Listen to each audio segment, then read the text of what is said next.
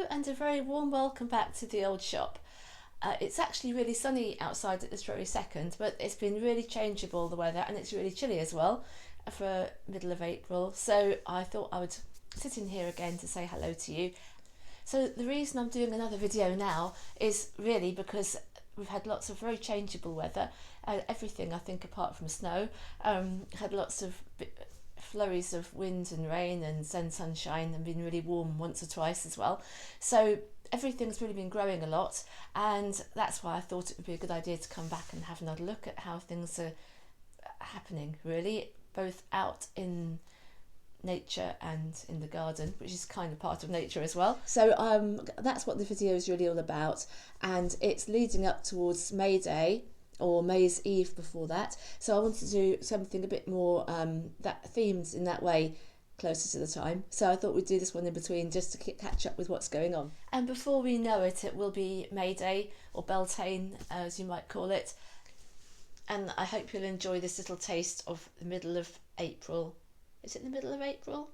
Yeah, just after the middle of April, in North Norfolk, in the countryside. So I know I said it was just going to be the fields and the garden and everything in this video, but I actually ended up going to the beach for a little while this morning, just to have a cup of coffee. So there's a bit of beach in here as well.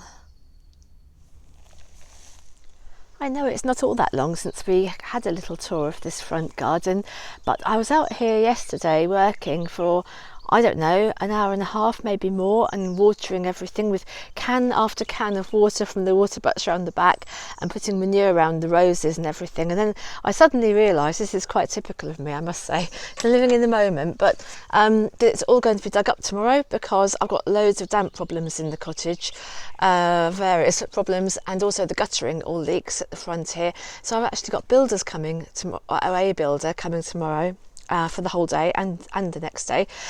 And what they're going to do is they're going to dig up all this frontage here and put a little trench in to take the damp away from the front of the house. So all the area I was working in yesterday will all get dug up and probably all trampled on as well, with ladders for the guttering. So this garden is not going to look like this at all after tomorrow, after all carefully making it look its best. But never mind. Never mind, what else can I say? But what I did think was that we'll have a look at it now while it's like this, because it'll probably be a long time now before it looks like this again. I'm hoping, I don't know, but I'm hoping that possibly my beloved Desdemona rose, as I'm always going on about, might get spared, because it's not actually against the cottage wall, it's against the porch. But I don't want to take that for granted. We'll just have to see what happens. Tomorrow I'll have to obviously I'll have to liaise with the builder who's coming, but I would say most definitely my bosca bell at the corner there, which has also got some buds on. It's a really bad time of year to be doing all this plant wise. That's going to have to come out, and the clematis, which when we looked at it a few days ago, well, I'm not sure how long ago it was, might have been a week ago now, that was just in bud, and now lots of the flowers are actually out, which is really lovely. And there's some of the flowers out. As you can see, they're wide open. I'm not sure. That's right in the corner, so that will go as well. I can't even imagine what's going to happen, really. I should be able to replant some of them, and I'll put the roses into big pots, I think, for now, and then work out if I can find somewhere at the back for them, or if they can even come back in the front. It's such a tiny garden, it's hard to imagine finding space once you've got a trench lined with stones against the house wall, but I think until I see it I can't really quite envisage what's going to be involved. The new dawn roses each side of the door, they're right by the wall, so they will get taken out as well. There's nothing I can do about it. I kind of wish I hadn't put the time into it yesterday when there's so much else that he's doing in the garden, but that's just one of those things. It's just starting to look so rampant, as you can see. Look at those tendrils on this clematis. It shouldn't be dangling over the doorway like this, but it just shows how much it wants to grow. And the dogwoods, I think, even though it's not that long ago we were here, I think they've grown quite a lot, even in the last week.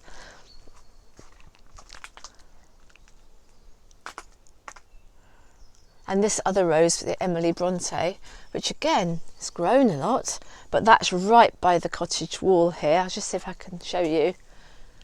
And that's definitely where they're going to be digging, so that will come out. And the crabapple tree, which I was telling you has reached right up to the gutters and beyond, which it has. It's fully leafed now, which I don't think it was when we had a look at it. It's just incredible at this time of year, isn't it, how quickly things come on. And just look at how blue the sky is today. It's a really gorgeous day. The wayfaring tree was in bud, and I remember that, and now the flowers are out fully, which is really nice. And that should be safe because it's against the trellis, not against the house wall. I topped up the little pond when I was watering as well, so the water mint is really looking luxuriant now, and the iris as well has grown. The leaves have grown a lot, I think, as well. See how lovely that is. In fact, just in general, I think everything's come on a lot. It's just been quite a warm week, and it's been a little bit mixed, the weather, but it certainly had enough warm weather to encourage everything to get going. The alpine strawberries, they don't usually do that well in terms of strawberries down there, but they are happy because they get quite a bit of nice damp moisture when the birds have a bath in there and spray them with water. And the hazel trees here, it's not so tall, the one at this side, but the leaves looking really healthy. It's always so nice to see before they start getting raggedy. This tulip we were looking at when it was in bud is now in full flower, which is a really vivid orange, but I kind of like it against everything else. A little point of flame. And down here, beautiful. I know I say everything's one of my favourites, but snake's head fritillaries are most glorious spring flowers. The delicacy of their stems, they're so thin, and this beautiful scalloped edged, I guess you call it scallops, although they're pointy edges flowers, and the patterns on them, just incredible. I think there's just the one that's out, but isn't it lovely? So this has just been a little look, but I thought we would do that because it will be a long time before it looks like this again. Well, if you've been following the old shop for a while, you'll know what it looks like when in the middle of summer with all the roses and everything out. It is a lovely little space, even though it's so tiny. Oh, I don't know whether you can see the devil's stone here, which is the stone I brought, well, years ago now. I brought it back from Shropshire, from the devil's chair, the cyper stones. And it trips me up nearly every time I come out into the front garden.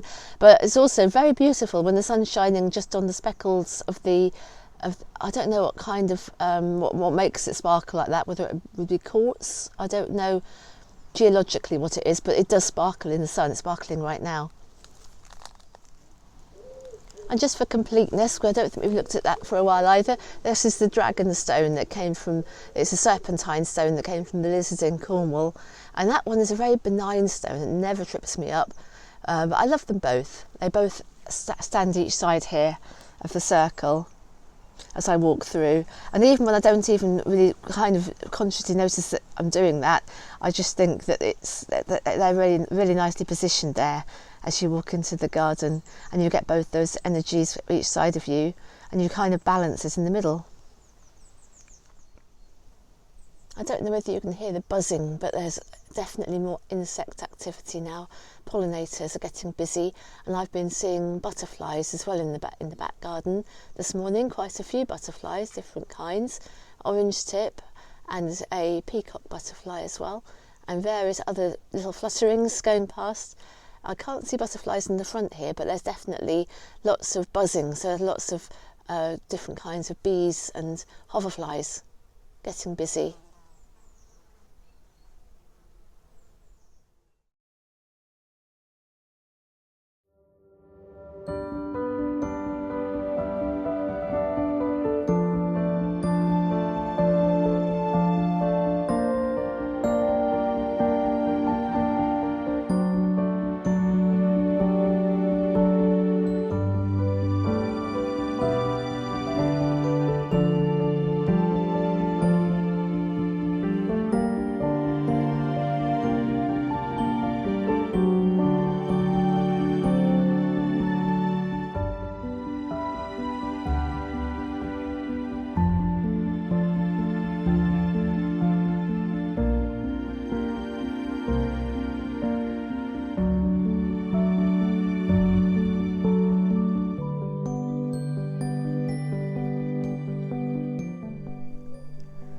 didn't quite make it before the rain for this update, but I'll just show you quickly. There's not an awful lot to see. The building work didn't make as much impact as I feared, but at the same time it's a bit strange because I don't know how much impact it'll have on the damp either. That does remain to be seen. But it hasn't destroyed very many plants because all they did was basically, I don't know if you can see, was to dig a trench. That's it. Well, along the side of the cottage as well, where there's no plants, but that's harder earth there. That would have been harder for them, and they've done the same thing. Luckily, the sprite chard is just balanced over the edge there. They've done the same thing on this side. I don't know whether you can see. I'm not aiming that very well. Wait a second. Oh, that's better. You're not really getting an idea of the depth, I have to say, with a video like this. But I haven't lost the roses. They're just on the edge of the trench. Now you might say, well, is that really going to stop the damp issues inside? I don't know. It hasn't got gravel in because they told me that it's better without, because that will just hold the moisture. This is a way of keeping it dry. But what I can see, well, there's a destroyed plant there actually, the sanguisorba. It's completely destroyed, but there are one or two others that have been just taken out and I can put back in again. Yeah, I can see it's going to be very high maintenance to keep it like that, because as soon as you water, or the earth is just going to try and go back into that hole, and so I've got to all the time be keeping it clear. But you know, it might be a small price to pay for not having the damp issues indoors if it really is going to work. And it really hasn't had a lot of impact in the garden. So all I need to do is wait for it to get a little bit warm. It's really chilly out here today. My fingers are almost hurting just holding the camera here. But they've just piled the earth up a little bit here. It is a little bit of a mess, but as I said, it could have been worse. So I'll come out tomorrow and just see if I can make good around there. And it hasn't really impacted the rest of the garden, and it certainly hasn't impacted the other side, which I didn't expect it to, I suppose, really. But it does mean that where I was saying, oh, there'll be no garden left, it doesn't look a lot different. It probably doesn't look any different on the camera here. There's nothing else, I don't think, since I did the little bit of videoing the other day. Nothing has changed particularly, so we won't linger here. But I did promise an update, so there's an update. There's been a bit more rain, so probably if we were to measure things, they probably have grown a little tiny bit, even in the last day or two.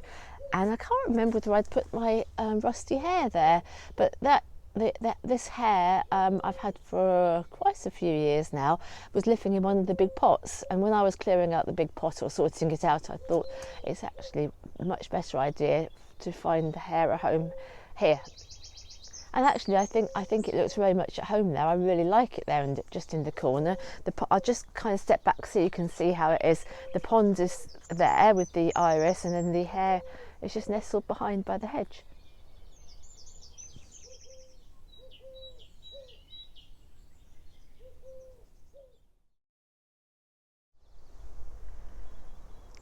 The sun's gone in again, but I thought we might have a walk in a different direction today that we don't actually have a look very often, because the lane, I drive up and down the lane a lot here, and I've been watching the primroses come and go, and the Alexander's flowers you can see here have really reached their height at the moment, and we've got lots of cow parsley coming out as well here, which I always think is a sign that spring is really well underway.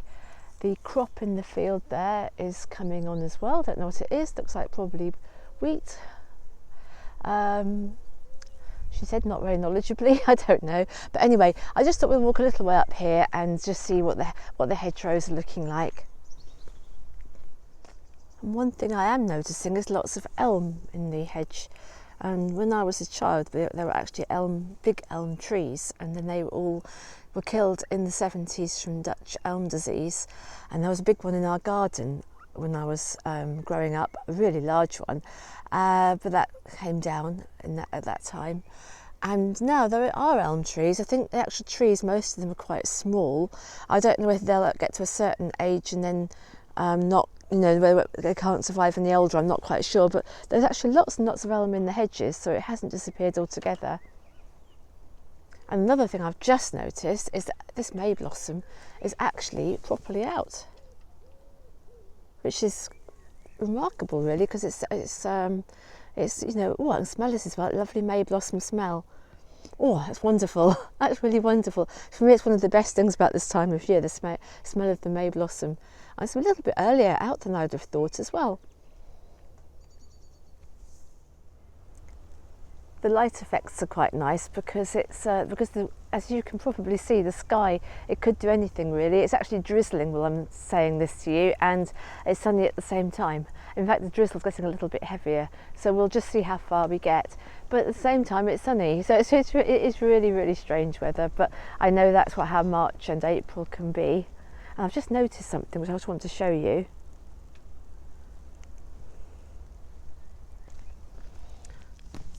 I think it's one of the first red campions as I've seen, and that's another thing. You know, the spring for me is the bluebells and the red campion and the cow parsley when they're all flowering at the same time. So now there's been one red campion, probably there'll be lots more to see. In fact, here's some more. Isn't it beautifully vibrant when it's all fresh like this, with the leaves so green, and then the real pink of the flowers that hasn't been faded by the sun at all. And I guess because it's a little bit grey, as the sun goes in, it makes the colours more vivid as well. All this lot is, I say this lot, but these plants here, which are also looking very vigorous, are cleavers or goosegrass or sticky weed. Oh, look what I've just spotted. Can you pick it out on the video? I think you will be able to. Look, there's the rainbow. It's just a little bit of a rainbow at the moment. I don't know whether any more will start to show, but the bit that's there is really vivid. It's just coming down near. Again, I don't know whether you can see. Let's see if I can make that any bigger. There's the rainbow, and it's just near the church tower, but it's a beautiful light on it all. In fact, the light is so vivid. It's really it's almost unreal. It's really beautiful. I'm not sure quite how far we'll go. I always notice this lovely ash tree. There aren't so many beautiful mature ash trees now since the ash died back, and the leaves haven't come out at all yet. But that's quite normal.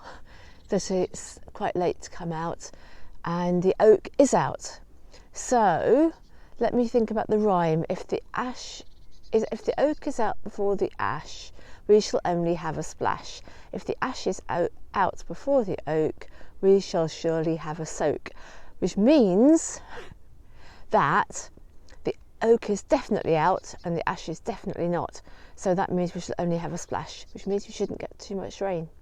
So we shall see. Oh, well, having just said what I just said, I'm now right underneath the tree, as you can see, and actually they're in pretty fierce competition, because on one side of the road, here, I'll just move slowly down, this is an oak tree. It is a young oak, and they tend to act a little bit differently from the mature ones, but nonetheless it's an oak, and its leaves are little tiny little things, but they have burst from their buds. And the ash on the other side, beautiful actually, isn't it, to see them both together like this, just almost interlocking. Well, they are interlocking. And this is the ash, and its little leaves are coming out. Can you see? I wonder if I can make that bigger. Wait a second. I think I can. There, can you see the shapes of those kind of, I know it's probably a bit blurry, but you can see those little bunches of leaves that the ash has. So yes, so let's just do the same as we did for the oak. Move down the trunk, because trees are so beautiful. They deserve to be celebrated slowly, I think. So I don't know, we have to take our choices whether we think it's going to be a splash or a soak. But I have seen a lot more oak out and a bit more fully out than that one. So in the woods, in Acorn Wood. So yes, I wonder what it's like where you are. So I was just trying to decide how far to go, but it's actually turned really chilly. My fingers are really hurting now, believe it or not, with the cold. So I'm going to be turning around and going back and probably lighting the fire actually, because it's all laid ready to do that. So I thought I'd just go as far as the sheep. Oh, it's coming on to rain more now, so I'm going to just make a dash for it back down to the old shop. But before I go in, I just wanted to show you something, partly because it's encouraged me to get on with this, but I found this little, well, it's like a little chest with a little drawer in it actually, like a little bedside chest, which I used to have next to a very low bed, a futon bed, once upon a time, and it's been sitting in the shed here since I've lived here. So I thought I'd paint it up and make it into a little magical chest to keep special things in. And it's just perfect for that. So I thought, as you can see, it's just absolutely ready to have something done to it and decorate the top. So I thought I'll do that as part of a little project, and then I can show you how it's going and how I've done it, in case you'd like to do anything similar. I've got a very clear idea of how I want to do it, so I should get started on that probably tomorrow. No reason why not. And then in the next video I'll show you, I'll kind of film it as I go, and I can show you step by step what I've done. So it's actually stopped raining since I've just got back. It's just how the weather is. The sun's come out again, but I shall still go in and light the fire because it is still very chilly. And we'll come back again and have a look at the back garden, which you can probably just get a little glimpse of here. It's definitely growing up quite a lot and getting much greener, but we'll have a look at that in a bit more detail next time.